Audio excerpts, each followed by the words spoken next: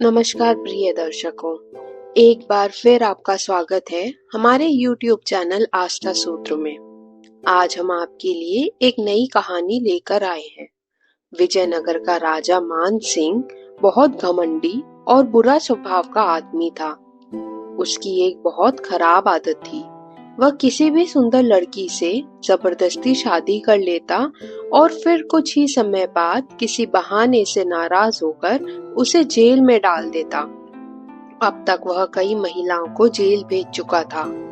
नगर के लोग उससे बहुत डरते थे और उसके खिलाफ कुछ कहने की हिम्मत नहीं करते थे, क्योंकि राजा अक्सर भेष बदलकर नगर में घूमता था।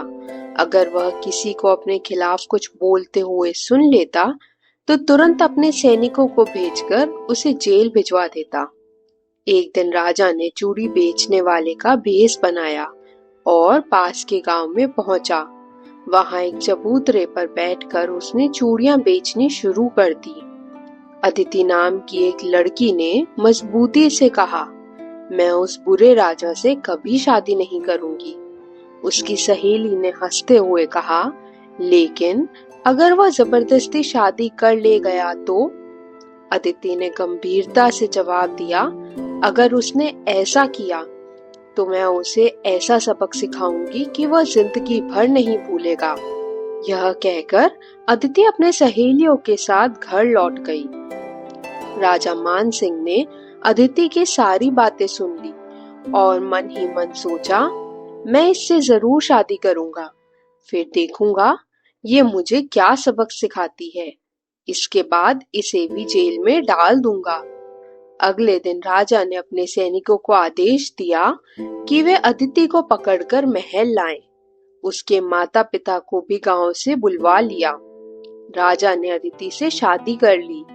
शादी के बाद अदिति अपने माता पिता के पैर छू रही थी, लेकिन उसका मन हर समय बेचैन रहता था। राजा लगातार कोई बहाना ढूंढ रहा था ताकि वह अदिति को भी जेल भेज सके, लेकिन उसे अभी तक कोई मौका नहीं मिला था। एक शाम जब राजा दरबार से लौटकर महल आया, अदिति ने आदर से पूछा, महाराज, क्या मैं दासी को बुलवाकर पानी मंगवाऊं? राजा ने तुरंत कहा, नहीं, आज तुम खुद हमारे लिए पानी लाओगी। अदिति ने सिर हिलाते हुए कहा, ठीक है महाराज, आप आराम कीजिए, मैं अभी पानी लेकर आती हूँ। जब वह पानी लेने गई तो उसके मन में शक हुआ, राजा जरूर कोई चाल चल रहा है। मुझे बहुत सोच समझकर और होशियारी से काम लेना होगा। उधर राजा भी सोच रहा था, आज अदिति की कोई गलती पकड़ने का अच्छा मौका है। अगर वह पीने का पानी लाएगी तो मैं कहूंगा कि मुझे हाथ मुंह धोने का पानी चाहिए था, और अगर वह हाथ मुंह धोने का पानी लाएगी तो कहूंगा कि मुझे पीने का पानी चाहिए था। अदिति एक बड़े बर्तन में पानी लेकर लौटी। राजा ने उसे देखकर कहा, हमने पीने के लिए पानी मंगवाया था और तुम यह बड़ा बर्तन लेकर आई हो जो हाथ मुंह धोने के लिए होता है। अदिति ने शांत स्वर में कहा, महाराज, मेरी बात सुनिए। तभी एक दासी पीने का पानी लेकर वहां आ गई। राजा समझ गया कि अदिति ने चालाकी से उसे मात दे दी है। उसने मन में सोचा, आज तो यह बच गई, लेकिन अगली बार मैं इसे नहीं छोड़ूंगा। कुछ समय बाद राजा मान सिंह अदिति के साथ अपने कक्ष में था। वहीं एक सैनिक आया और बोला, महाराज की जय हो। चंदन नगर के राजा ने एक खास तोहफा भेजा है, उनके राज्य की सालगिरह के मौके पर। राजा ने कहा, ठीक है, उसे अंदर बुलाओ। दूत अंदर आया और बोला, महाराज की जय हो, हमारे राजा ने आपके लिए खास मिठाई भेजी है। यह सुनकर राजा खुश हो गया और बोला, वाह, हमारे मित्र राजा ने मिठाई भेजी है तो इसे अभी चखते हैं। जैसे ही राजा ने मिठाई का एक टुकड़ा उठाया, अदिति ने अचानक उनके हाथ पर मारकर मिठाई नीचे गिरा दी। राजा गुस्से में बोला, अदिति, तुमने हमारे मित्र राजा की भेजी हुई मिठाई गिरा दी। तुम्हें इसकी सजा जरूर मिलेगी। अदिति ने शांत स्वर में कहा, महाराज, मैंने कोई गलती नहीं की, बल्कि इसके लिए मुझे इनाम मिलना चाहिए। राजा ने हंसते हुए कहा, जरूर, हम तुम्हें जेल भेजने का इनाम देंगे। सैनिकों, इसे पकड़कर जेल में डाल दो। अदिति ने विनम्रता से कहा, रुकिए महाराज, मुझे जेल में डालने से पहले इस मिठाई की जांच करवा लीजिए। यह सुनकर दूत डर गया और मन में सोचने लगा, मुझे यहाँ से भाग जाना चाहिए, नहीं तो राजा मुझे मरवा देगा। राजा ने आदेश दिया, सैनिकों, पहले इस दूत को गिरफ्तार करो, फिर किसी कुत्ते या बिल्ली को यह मिठाई खिलाओ। सैनिकों ने जैसे ही बिल्ली को मिठाई खिलाई, बिल्ली तुरंत मर गई। यह देखकर राजा चौंक कर बोला, अरे, इसमें तो जहर था। अदिति ने कहा, हाँ महाराज, मिठाई में जहर मिला था। मैंने दूत के चेहरे के हाव भाव देखकर ही यह बात समझ ली थी। वैसे भी वह शक के दायरे में था, आप उसे जेल में डाल ही देते। राजा ने कहा, अदिति, तुमने बहुत तारीफ के लायक काम किया है। हम तुमसे यही उम्मीद करते हैं। कुछ दिन ऐसे ही बीत गए। राजा को अदिति को सजा देने का कोई मौका नहीं मिला। एक दिन राजा ने कहा, अदिति, आज हम शिकार पर जा रहे हैं, शाम तक लौट आएंगे। अदिति ने जवाब दिया, ठीक है महाराज, मैं आपकी प्रतीक्षा करूंगी। राजा कुछ सैनिकों को साथ लेकर शिकार पर निकल गया। हालांकि शिकार तो बस एक बहाना था। असल में राजा अदिति को फंसाने की नई योजना बना रहा था। जंगल में पहुंचकर राजा ने सैनिकों से कहा, आज मौसम बहुत अच्छा है, हम कोई शिकार नहीं करेंगे।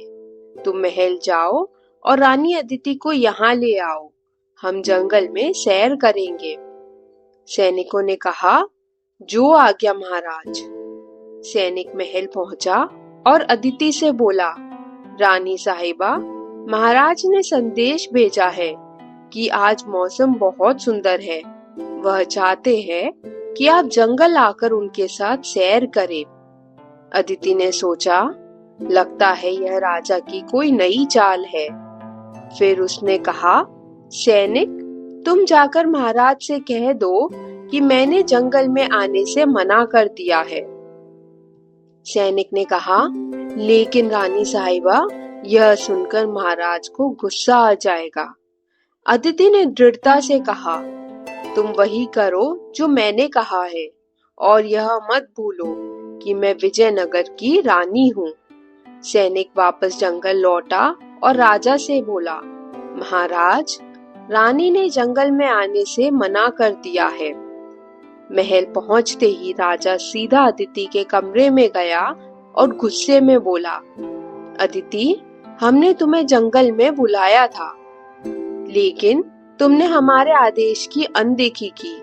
आज तुम्हें इस गलती की सजा जरूर मिलेगी।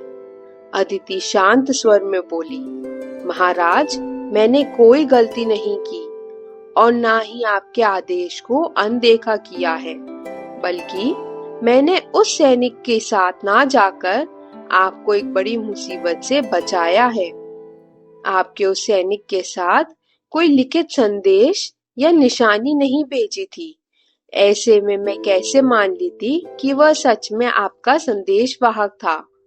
राजा ने कहा, यह हो सकता है कि वह चंदन नगर के दुश्मन राजा का जासूस हो। अगर वह मुझे धोखे से अपने साथ ले जाता तो वह मेरे लिए बहुत बड़ा अपमान होता।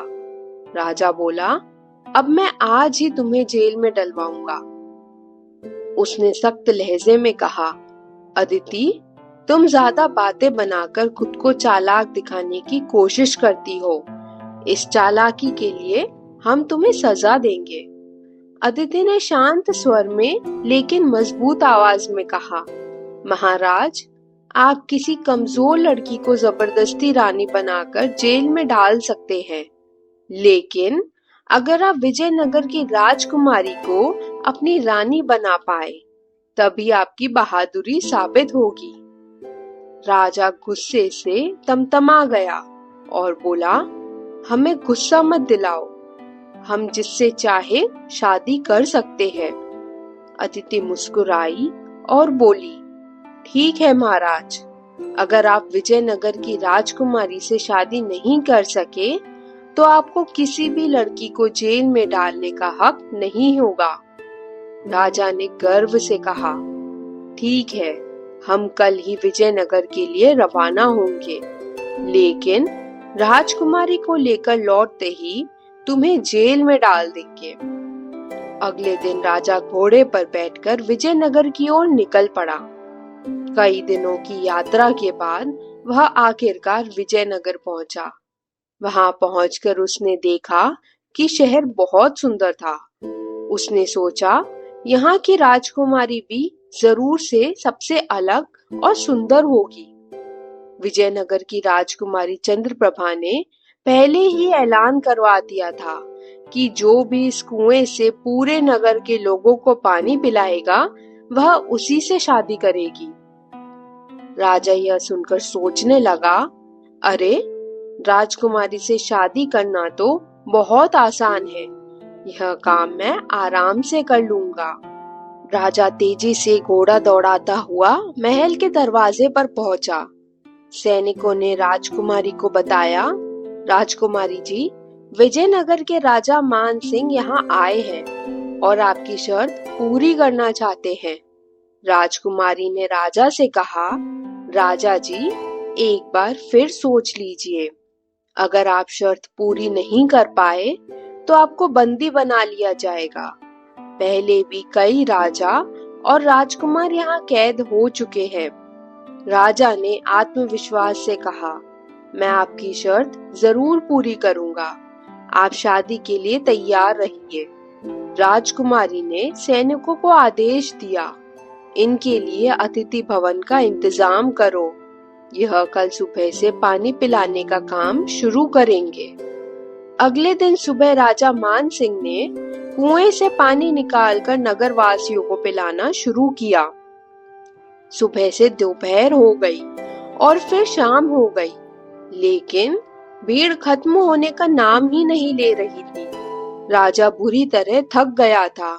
उसने सोचा, अब तो खड़ा होना भी मुश्किल हो रहा है और भीड़ खत्म ही नहीं हो रही।